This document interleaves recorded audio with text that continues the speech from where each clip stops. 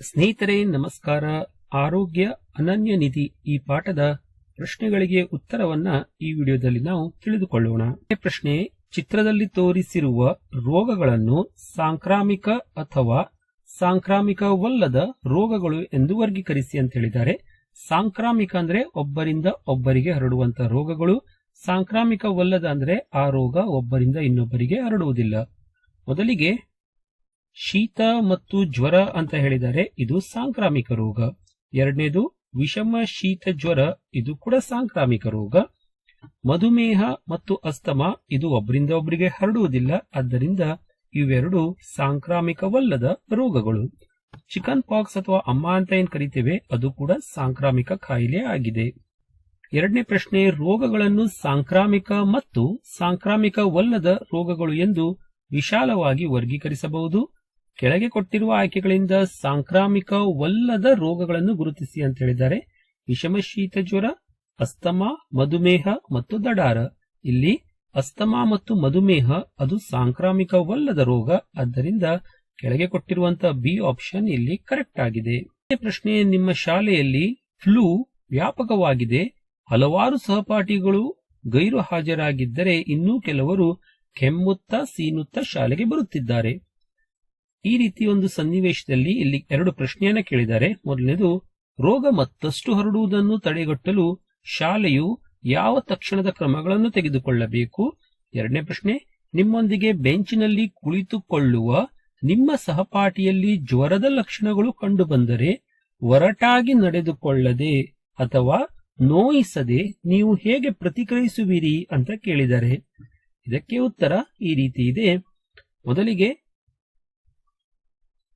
ಯಾವ ತಕ್ಷಣದ ಕ್ರಮಗಳನ್ನು ತೆಗೆದುಕೊಳ್ಳಬೇಕು ಅಂತ ಕೇಳಿದರೆ, ಸೋಂಕು ಹರಡುವುದನ್ನು ತಡೆಯಲು ಶಾಲೆಯನ್ನು ಸ್ವಲ್ಪ ಸಮಯದವರೆಗೆ ಮುಚ್ಚಬೇಕು, ಎಲ್ಲಾ ತರಗತಿ ಕೊಠಡಿಗಳನ್ನು ಸೋಂಕು ರಹಿತಗೊಳಿಸಬೇಕು ಮತ್ತು ಅನಾರೋಗ್ಯದಿಂದ ಬಳಲುತ್ತಿರುವ ವಿದ್ಯಾರ್ಥಿಗಳು ಮನೆಯಲ್ಲೇ ಇರುವಂತೆ ಸಲಹೆ ನೀಡಬೇಕು. ನಂತರ ನಿಮ್ಮ ಸಹಪಾಠಿಗಳಿಗೆ ಈ ಒಂದು ಸೋಂಕು ಬಂದರೆ ನಿಮ್ಮ ಸಹಪಾಠಿಗೆ ವೈದ್ಯರನ್ನು ಭೇಟಿ ಮಾಡಲು ಮತ್ತು ಮನೆಯಲ್ಲಿ ವಿಶ್ರಾಂತಿ ಪಡೆಯಲು ನೀವು ಸೌಮ್ಯವಾಗಿ ಸಲಹೆಯನ್ನ ನೀಡಬಹುದು. ಹಾಗೂ ನಿಮ್ಮ ಟಿಪ್ಪಣಿಗಳನ್ನ ಅಂದ್ರೆ ನೋಟ್ಸ್ ಗಳನ್ನ, ಫೇರ್ ನೋಟ್ಬುಕ್ ಅಂತ ಏನ್ ಹೇಳ್ತಿರಲ್ಲ ಅದನ್ನ ಅವರೊಂದಿಗೆ ಹಂಚಿಕೊಳ್ಳುವುದಾಗಿ ಹೇಳಬಹುದು. ನಂತರ ನಿಮ್ಮನ್ನು ಮತ್ತು ಇತರರನ್ನು ಈ ಒಂದು ಕಾಯಿಲೆಯಿಂದ ರಕ್ಷಿಸಿಕೊಳ್ಳಲು ನಿಯಮಿತವಾಗಿ ಕೈಗಳನ್ನು ತೊಳೆಯಬೇಕು, ನಿಕಟ ಸಂಪರ್ಕವನ್ನು ತಪ್ಪಿಸಿ ಮತ್ತು ಮಾಸ್ಕ್ ಕೂಡ ನಾವು ಅಲ್ಲಿ ಧರಿಸಬೇಕು. ನಾಲ್ಕನೇ ಪ್ರಶ್ನೆ: ಮಲೇರಿಯಾ ಕಾಯಿಲೆ ಇರುವ ಮತ್ತೊಂದು ನಗರಕ್ಕೆ ಪ್ರಯಾಣಿಸಲು ನಿಮ್ಮ ಕುಟುಂಬವು ಯೋಜಿಸುತ್ತಿದೆ. ಆಗ ಈ ಮೂರು ಪ್ರಶ್ನೆಗಳನ್ನ ಕೇಳಿದ್ದಾರೆ. ಅದಕ್ಕೆ ಯಾವ ರೀತಿ ತಾವು ಉತ್ತರ ಬರೀಬೇಕು ಅಂತ ನೋಡೋಣ. ಮೊದಲನೇ ಪ್ರಶ್ನೆಯಲ್ಲಿ ಏನ್ ಕೇಳಿದ್ದಾರೆ? ಪ್ರವಾಸದ ಮೊದಲು, ಪ್ರವಾಸದ ಸಮಯದಲ್ಲಿ ಮತ್ತು ಪ್ರವಾಸದ ನಂತರ ನೀವು ಯಾವ ಮುನ್ನೆಚ್ಚರಿಕೆಗಳನ್ನ ತೆಗೆದುಕೊಳ್ಳಬೇಕು ಅಂತ ಕೇಳಿದ್ದಾರೆ. ಅಂದ್ರೆ ಮೂರು ಒಂದು ಸಂದರ್ಭದಲ್ಲಿ ಯಾವ ರೀತಿ ಮುನ್ನೆಚ್ಚರಿಕೆ ಕ್ರಮ ತಗೊಳ್ಬೇಕು ಅಂತ ಇಲ್ಲಿ ತಾವು ಆನ್ಸರ್ ಅನ್ನ ಬರಿಬೇಕು. ಸೊ ಆನ್ಸರ್ ಈ ರೀತಿ ಇದೆ. ಪ್ರಯಾಣದ ಸಮಯದಲ್ಲಿ ನಮ್ಮ ಕುಟುಂಬವನ್ನು ಮಲೇರಿಯಾದಿಂದ ರಕ್ಷಿಸಲು ನಾವು ಸೊಳ್ಳೆ ಕಡಿತವನ್ನು ತಡೆಗಟ್ಟುವ ಹಾಗೂ ಅಗತ್ಯ ಮುನ್ನೆಚ್ಚರಿಕೆ ಕ್ರಮಗಳನ್ನು ಕೈಗೊಳ್ಳುವತ್ತ ಗಮನ ಹರಿಸಬೇಕು. ವೈದ್ಯರು ಶಿಫಾರಸು ಮಾಡಿದ ಔಷಧಿಗಳು, ಪ್ರವಾಸಕ್ಕೆ ಮೊದಲು ವೈದ್ಯರನ್ನು ಸಂಪರ್ಕಿಸಿ ಅಗತ್ಯವಿರುವ ಲಸಿಕೆಗಳನ್ನು ಪಡೆಯಿರಿ ಮತ್ತು ಸೊಳ್ಳೆ ನಿವಾರಕ ಮತ್ತು ರಕ್ಷಣಾತ್ಮಕ ಉಡುಪುಗಳನ್ನು ಕೊಂಡೊಯ್ಯಿರಿ. ಪ್ರಯಾಣದ ಸಮಯದಲ್ಲಿ ನಿವಾರಕಗಳನ್ನು ಬಳಸುವುದನ್ನು ಮುಂದುವರಿಸಿ ಉದ್ದ ತೋಳಿನ ಬಟ್ಟೆಗಳು ಮತ್ತು ಪೂರ್ಣ ಉದ್ದದ ಪ್ಯಾಂಟ್ಗಳನ್ನು ಧರಿಸಿ ಮತ್ತು ಮಲಗುವಾಗ ಸೊಳ್ಳೆ ಪರದೆಗಳನ್ನು ಬಳಸಿ. ಹಿಂದಿರುಗಿದ ನಂತರ ಜ್ವರದಂತಹ ಲಕ್ಷಣಗಳ ಬಗ್ಗೆ ಎಚ್ಚರದಿಂದಿರಿ ಮತ್ತು ಯಾವುದಾದರೂ ಆ ರೀತಿಯ ಲಕ್ಷಣ ಕಾಣಿಸಿಕೊಂಡರೆ ತಕ್ಷಣ ವೈದ್ಯಕೀಯ ಸಹಾಯವನ್ನ ಪಡೆಯಿರಿ. ಇಷ್ಟು ನಾವು ಕ್ರಮಗಳನ್ನ ಇಲ್ಲಿ ವಹಿಸಬೇಕು. ಇನ್ನು ಎರಡನೇ ಪ್ರಶ್ನೆಯಲ್ಲಿ ಸೊಳ್ಳೆ ಪರದೆಗಳು ಅಥವಾ ಸೊಳ್ಳೆ ನಿರೋಧಕ ಪ್ರಾಮುಖ್ಯತೆಯ ಬಗ್ಗೆ ನಿಮ್ಮ ಒಡ ಹುಟ್ಟಿದವರಿಗೆ ಹೇಗೆ ವಿವರಿಸುವಿರಿ ಅಂತ ಕೇಳಿದ್ದಾರೆ.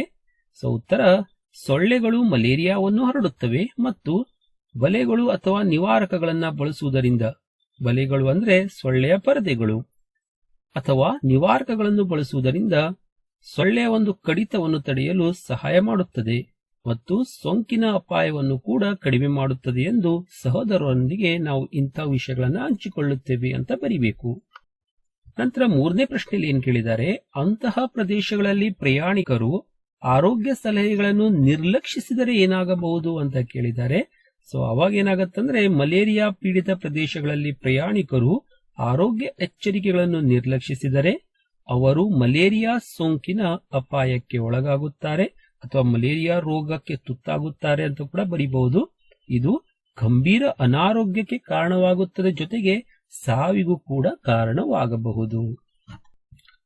5ನೇ ಪ್ರಶ್ನೆ, ಧೂಮಪಾನವು ಆರೋಗ್ಯಕ್ಕೆ ಗಂಭೀರ ಹಾನಿಯನ್ನುಂಟು ಮಾಡುತ್ತದೆ ಮತ್ತು ಸಾವಿಗೆ ಕಾರಣವಾಗಬಹುದು ಎಂದು ತಿಳಿದಿದ್ದರೂ ಸಹ ನಿಮ್ಮ ಚಿಕ್ಕಪ್ಪ ತನ್ನ ಸ್ನೇಹಿತರೊಂದಿಗೆ ಹೊಂದಿಕೊಳ್ಳಲು ಧೂಮಪಾನ ಮಾಡಲು ಪ್ರಾರಂಭಿಸಿದ್ದಾರೆ. ಇದೊಂದು ಸಂದರ್ಭ ಕೊಟ್ಟು ಅಲ್ಲಿ 3 ಪ್ರಶ್ನೆಗಳನ್ನ ಕೇಳಿದ್ದಾರೆ. ಮೊದಲನೇ ಪ್ರಶ್ನೆ, ಒರಟಾಗಿ ವರ್ತಿಸದೆ ಅದನ್ನು ನಿಲ್ಲಿಸಲು ನೀವು ಅವರಿಗೆ ಏನು ಹೇಳುತ್ತೀರಿ ಅಂತ ಕೇಳಿದ್ದಾರೆ. ಅವರು ನಿಮ್ಮ ಚಿಕ್ಕಪ್ಪ ಆಗಿದ್ದರಿಂದ ನಯವಾಗಿ ಮಾತಾಡಿಸಬೇಕು. ಆದ್ದರಿಂದ, ಪ್ರೀತಿಯ ಚಿಕ್ಕಪ್ಪ, ನನಗೆ ನಿಮ್ಮ ಆರೋಗ್ಯದ ಬಗ್ಗೆ ಕಾಳಜಿ ಇದೆ ಮತ್ತು ನಿಮ್ಮೊಂದಿಗೆ ಧೂಮಪಾನದ ಬಗ್ಗೆ ಚರ್ಚಿಸಲು ಬಯಸುತ್ತೇನೆ. ಧೂಮಪಾನವು ಶ್ವಾಸಕೋಶದ ಕ್ಯಾನ್ಸರ್ದಂತಹ ಗಂಭೀರ ಆರೋಗ್ಯ ಸಮಸ್ಯೆಗಳನ್ನು ಉಂಟು ಮಾಡುತ್ತದೆ ಎಂದು ತಿಳಿದು ಬಂದಿದೆ. ಅದನ್ನು ತ್ಯಜಿಸುವುದು ನಿಮ್ಮ ಒಟ್ಟಾರೆ ಆರೋಗ್ಯ ಮತ್ತು ಜೀವನದ ಗುಣಮಟ್ಟವನ್ನು ಗಮನಾರ್ಹವಾಗಿ ಸುಧಾರಿಸಬಹುದು. ಈ ರೀತಿಯ ಮಾತುಗಳನ್ನು ಅವರ ಜೊತೆಗೆ ಚರ್ಚೆ ಮಾಡಲು ನಾನು ಇಷ್ಟಪಡ್ತೇನೆ ಅಂತ ಬರಿಬೇಕು. 2ನೇ ಪ್ರಶ್ನೆಯಲ್ಲಿ, ಒಂದು ಸಂತೋಷ ಕೂಟದಲ್ಲಿ ಅಂದರೆ ಪಾರ್ಟಿಯಲ್ಲಿ ನಿಮ್ಮ ಸ್ನೇಹಿತ ನಿಮಗೆ ಸಿಗರೇಟ್ ಅನ್ನು ನೀಡಿದರೆ ನೀವು ಏನು ಮಾಡುತ್ತೀರಿ ಅಂತ ಕೇಳಿದ್ದಾರೆ. ಅವಾಗ ನೀವು ಆ ಪಾರ್ಟಿಯಲ್ಲಿ ನೀಡಲಾದ ಸಿಗರೇಟ್ ಅನ್ನು ನಯವಾಗಿ ನಿರಾಕರಿಸಿ ಮತ್ತು ಅದರ ಹಾನಿಕಾರಕ ಪರಿಣಾಮಗಳ ಬಗ್ಗೆ ಸ್ನೇಹಿತರಿಗೆ ತಿಳಿಸುತ್ತೇನೆ ಅಂತ ಬರಿಬೇಕು. 3ನೇ ಪ್ರಶ್ನೆಯಲ್ಲಿ, ವಿದ್ಯಾರ್ಥಿಗಳು ಅಂತ ಹಾನಿಕಾರಕ ಅಭ್ಯಾಸಗಳಲ್ಲಿ ತೊಡಗುವುದನ್ನು ತಡೆಗಟ್ಟಲು ಶಾಲೆಗಳು ಹೇಗೆ ಸಹಾಯ ಮಾಡಬಹುದು ಅಂತ ಕೇಳಿದ್ದಾರೆ. ಉತ್ತರ, ಶಾಲೆಗಳು ವಿದ್ಯಾರ್ಥಿಗಳಿಗೆ ಆ ಕುರಿತು ಸಂಬಂಧಿತ ಆರೋಗ್ಯ ಅಪಾಯಗಳ ಬಗ್ಗೆ ಕಲಿಸುವ ಮೂಲಕ ಮತ್ತು ನಿಯಮಿತ ಜಾಗೃತಿ ಕಾರ್ಯಕ್ರಮಗಳನ್ನು ನಡೆಸುವ ಮೂಲಕ ಅಂತಹ ಅಭ್ಯಾಸಗಳನ್ನು ಅಂದರೆ ಧೂಮಪಾನದಂತಹ ಚಟದ ಒಂದು ಅಭ್ಯಾಸವನ್ನು ಅಳವಡಿಸಿಕೊಳ್ಳದಂತೆ ನಿರುತ್ಸಾಹಗೊಳಿಸಬಹುದು ಅಥವಾ ಅದರಿಂದ ದೂರ ಇರುವಂತೆ ಅವರನ್ನ ಮಾಡಬಹುದು ಅನ್ನುವಂತ ಉತ್ತರ ತಾವಿಲ್ಲಿ ಬರೀಬೇಕು.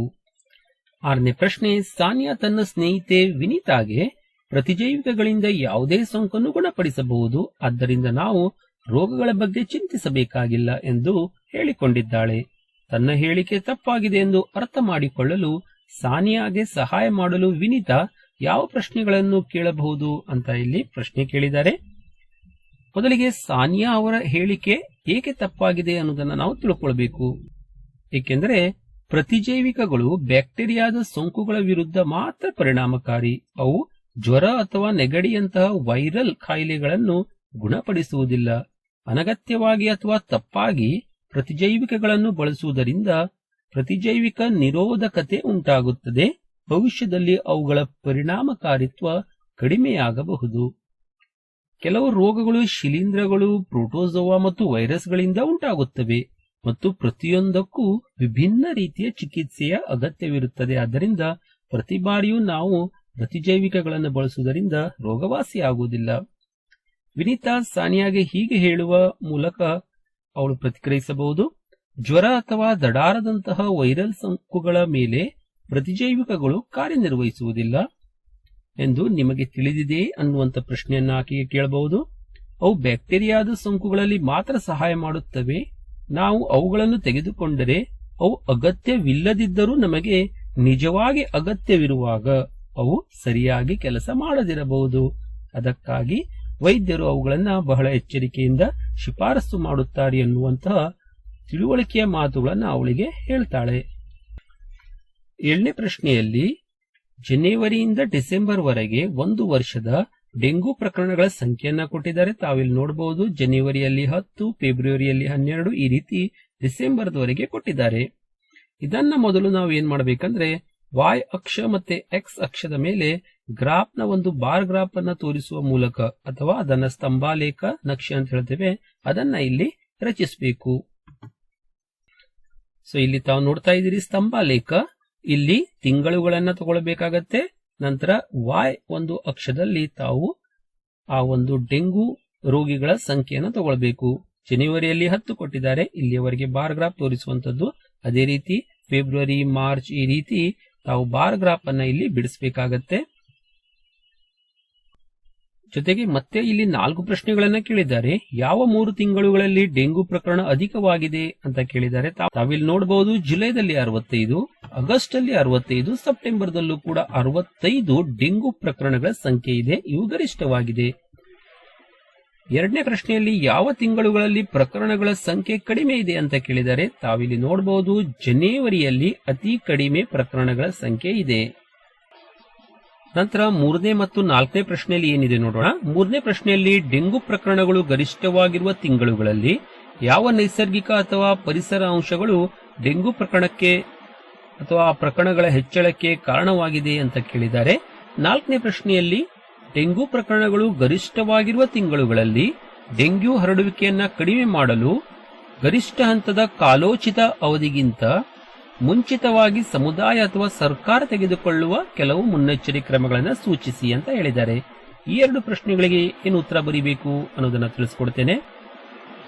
ಮಳೆಗಾಲ ತಿಂಗಳುಗಳಲ್ಲಿ ರೋಗದ ಪ್ರಕರಣಗಳು ಹೆಚ್ಚಾಗಲು ಸೊಳ್ಳೆಗಳ ಸಂತಾನೋತ್ಪತ್ತಿಗೆ ಕಾರಣವಾಗುವ ನಿಂತ ನೀರು ಸಂಗ್ರಹದಂತಹ ಕಾಲೋಚಿತ ಹಾಗೂ ಪರಿಸರ ಸಂಬಂಧಿತ ಅಂಶಗಳು ಕಾರಣವಾಗಿದೆ. ಡೆಂಗ್ಯೂ ಹರಡುವಿಕೆಯನ್ನು ತಡೆಗಟ್ಟಲು ಸಾರ್ವಜನಿಕರು ಅಥವಾ ಸರ್ಕಾರವು ನಿಂತ ನೀರನ್ನ ನಿಯಮಿತವಾಗಿ ವಿಲೇವಾರಿ ಮಾಡುವುದು, ಸೊಳ್ಳೆ ಪರದೆಗಳನ್ನು ಬಳಸುವುದು ಮತ್ತು ರೋಗದ ಹರಡುವಿಕೆ ಹೆಚ್ಚಿರುವ ಅವಧಿಯಲ್ಲಿ ಕೀಟನಾಶಕ ಅಥವಾ ಸೊಳ್ಳೆ ನಾಶಕಗಳನ್ನು ಸಿಂಪಡಿಸುವಂತಹ ಕ್ರಮಗಳನ್ನು ಕೈಗೊಳ್ಳಬಹುದು. 8ನೇ ಪ್ರಶ್ನೆ, ನೀವು ಶಾಲಾ ಆರೋಗ್ಯ ಅಭಿಯಾನದ ಉಸ್ತುವಾರಿ ವಹಿಸಿದ್ದೀರಿ ಎಂದು ಊಹಿಸಿಕೊಳ್ಳಿ. ಸಾಂಕ್ರಾಮಿಕ ಮತ್ತು ಸಾಂಕ್ರಾಮಿಕವಲ್ಲದ ರೋಗಗಳನ್ನು ಕಡಿಮೆ ಮಾಡಲು ನೀವು ಯಾವ ಪ್ರಮುಖ ಸಂದೇಶಗಳನ್ನು ಬಳಸುತ್ತೀರಿ ಅಂತ ಕೇಳಿದ್ದಾರೆ. ಉತ್ತರ: ಸಾಂಕ್ರಾಮಿಕ ಮತ್ತು ಸಾಂಕ್ರಾಮಿಕವಲ್ಲದ ರೋಗಗಳನ್ನು ತಗ್ಗಿಸುವ ಗುರಿಯನ್ನು ಹೊಂದಿರುವ ಶಾಲಾ ಆರೋಗ್ಯ ಅಭಿಯಾನದ ಪ್ರಮುಖ ಸಂದೇಶಗಳಲ್ಲಿ ಈ 5 ಅಂಶಗಳು ಅಲ್ಲಿ ಇರಬೇಕು. 1ನೇದು ಕೈಗಳ ಸ್ವಚ್ಛತೆಯನ್ನು ಕಾಪಾಡಿಕೊಳ್ಳುವುದು. 2ನೇದು ಪೌಷ್ಟಿಕ ಆಹಾರದ ಸೇವನೆ ಮಾಡುವುದು. 3ನೇದು ದೈನಂದಿನ ದೈಹಿಕ ಚಟುವಟಿಕೆಗಳಲ್ಲಿ ತೊಡಗಿಸಿಕೊಳ್ಳುವುದು. 4ನೇದು ಲಸಿಕೆಗಳ ಕುರಿತು ನವೀಕೃತವಾಗಿರುವುದು ಮತ್ತು 5ನೇದು ಧೂಮಪಾನದಿಂದ ದೂರವಿರುವುದು. ಇವೆಲ್ಲ ಸಂದೇಶಗಳನ್ನ ಶಾಲೆಯಲ್ಲಿ ನಾವು ಮಕ್ಕಳಿಗೆ ಕೊಡುವಂತದ್ದು. 9ನೇ ಪ್ರಶ್ನೆ, ಶೀತ, ಕೆಮ್ಮು ಅಥವಾ ಜ್ವರದಂತಹ ವೈರಸ್ ಸೋಂಕಿಗೆ ನಾವು ಪ್ರತಿಜೈವಿಕವನ್ನು ತೆಗೆದುಕೊಳ್ಳಬಾರದು ಎಂದು ಶಿಫಾರಸು ಮಾಡಲಾಗಿದೆ. ಈ ಶಿಫಾರಸ್ಸಿಗೆ ಸಂಭವನೀಯ ಕಾರಣವನ್ನು ನಾವಿಲ್ಲಿ ನೀಡಬೇಕು. ಉತ್ತರ: ಶೀತ, ಕೆಮ್ಮು ಅಥವಾ ಜ್ವರದಂತಹ ವೈರಸ್ ಸೋಂಕುಗಳಿಗೆ ಪ್ರತಿಜೈವಿಕಗಳನ್ನು ತಪ್ಪಿಸುವ ಸಲಹೆಯನ್ನು ನೀಡಲಾಗಿದೆ, ಏಕೆಂದರೆ ಈ ಕಾಯಿಲೆಗಳಿಗೆ ಕಾರಣವಾಗಿರುವ ವೈರಸ್ಗಳ ವಿರುದ್ಧ ಪ್ರತಿಜೈವಿಕಗಳು ನಿಷ್ಪರಿಣಾಮಕಾರಿಯಾಗಿರುತ್ತವೆ.